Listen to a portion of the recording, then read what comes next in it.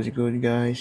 So today is day 53 of 0 to 1 million in 365 days. So today medyo sobrang stress. Actually, kahapon dapat kahapon pa to. So 18 na kasi ngayon eh. So kinabukasan ulit as usual. So kinita lang natin ngayon, kahapon, kasi 18 ngayon, 17, yung papakita ko sa inyo, 17. So, ito lang kinita natin, $600 lang. So, like I said, expected ko na yan since papalapit na yung Christmas, and then, yung mga tao is, pag nakita kasi nila yung shipping times doon, medyo mag-aalangan na sila bumili. So, ayun yung pinaka-reason nun. So, ito lang. Mataas yung sessions pero yung sales ang baba. So, ayan. As of now, may 5 live visitors tayo and 722 sessions. Yeah, so, may problema rin ako dun sa supplier ko. Supplier is fucking me up, bro. Like crazy. So, ang nangyari is, na-ship na nila yung product. And actually, yung iba hindi pa eh. So, yung ibang yung November 1 pataas na yung iba hindi pa na-ship, no? So, yun yung pinaka-isang naging problema ko. And, tapos, ang nangyari, yung iba na-ship, and then binabalik dun sa supplier. Gawa nung, ewan ko, may weird na reason yung nakalagay dun, parang infringements or something. First time nangyari yun sa akin.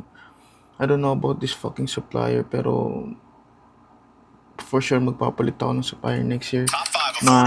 Ma-fulfill ko lang talaga yung mga orders nitong mga lahat ng orders nito, and then ma-set ko lang kasi like I said, araw-araw simula nung umpisa, nung pumatak yung December 14, ang dami na nag-i-email sa akin, like I would say 10 to 15 a day yung email sa akin. Nang tinatanong nila kung nasan yung mga parcel nila, yung mga order nila. Yun yung mga umorder ng December 1, mga ganun. So, and inis nga ako sa supplier na to eh, kaso ayoko lang alam mo yun, yung pagsabihan ko nung mabigat kasi baka lalong magtarantado. So, ang gagawin ko next year, papalit na ako. So, may actually 4 na choice pa yun na supplier. So, hopefully yung 4 na yun meron tong isa na okay. So, ito kasi feel ko dito sa supplier nito, hindi nila kaya yung isang maraming orders, no? Ang dami kasi nun.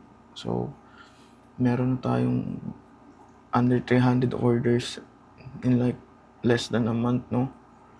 So, yung mga 300 orders na yun, marami pa yun. Like for example, sa isang order may umorder ng 4. So, yun, nahihirapan sila sa ganun, no? And feel ko yun dun yung pinaka-reason nun, kaya hindi nila agad na-ship kasi yun nga, mga supplier kasi, mga private supplier, lang rin yan, middleman lang rin yan. So, sila yung nag-aasikaso nung mga isi-ship, no? And yun yung pinaka-problema ko talaga, as pinakauna pa yung matinong supplier, no? So, okay lang. Kung may mag-charge back or may mag-refund, walang magagawa, ganun talaga. Ayun, kaso yung problema ko, baka kasi maban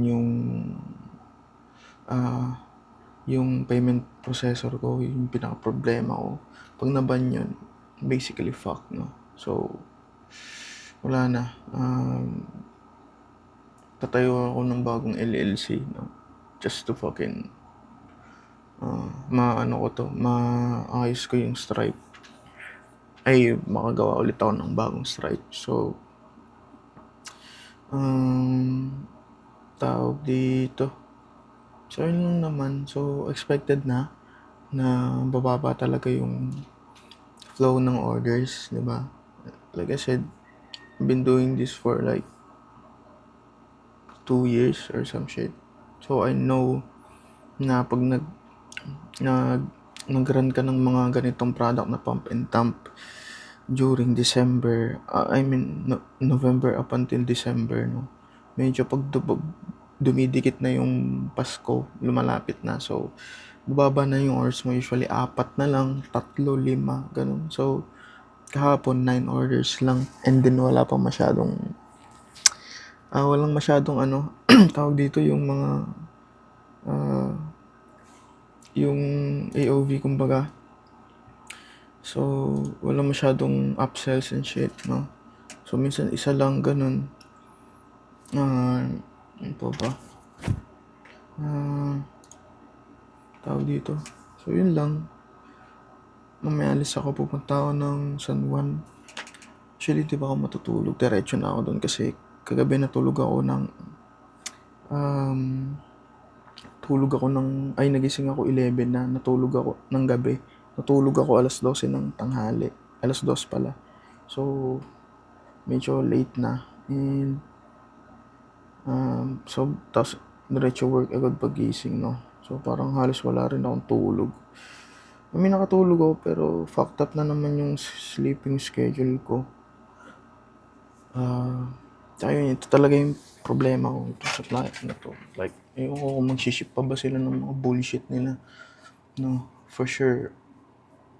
Sigurado talaga magpapalit ako ng supplier next year na naman ulit. So, well, ganun talaga pag nag-negosyo. So, ganun talaga siguro, sabi nga sa manager ko, na pag nag-negosyo ko talaga, parang kailangan magaling ka sa problem solving, no? So, kailangan mo isolve yung mga problema na darating sa business mo. And, I think that's how it is, no? Kailangan mo lang talaga dumiretso and, panghinaan ng loob kasi part talaga yan, no? I'm fucking immune na ako sa ganito. Pero minsan kasi nakaka-stress pa rin talaga. Pero, all goods lang, no? At least hindi tayo nagbabayad ng ads and shit, no? Okay lang yan. So, ano pa ba?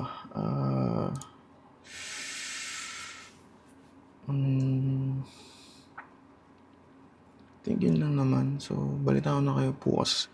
Work update lang to kasi mamaya alis na ako mga 6 or mga ganun. Alis na ako.